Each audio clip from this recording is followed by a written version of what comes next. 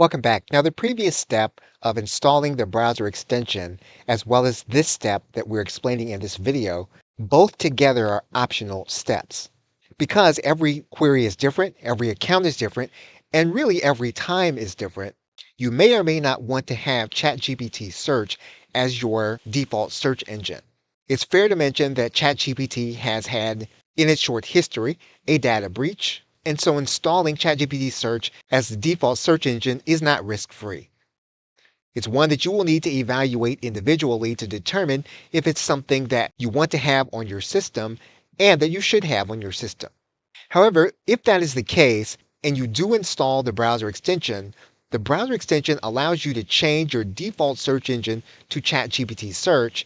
And what that means is that when you search in your address bar, ChatGPT Search will be used.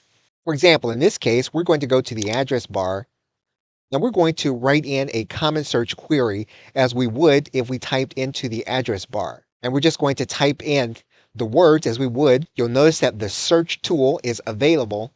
And when we click on enter, what's going to happen then is that because of the browser extension, ChatGPT is actually going to do the search for us, and the browser is going to be the element that sends us there.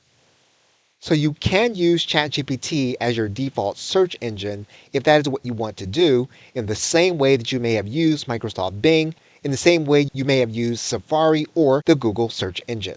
Now, every browser will be different in terms of making ChatGPT your default search engine. If you use Chrome for Windows, if you use Edge for Windows, the process may be slightly different, but the point remains that you can make ChatGPT your default search engine so that all of your queries go to ChatGPT. Okay, it's with that, thanks, and I will see you in another video.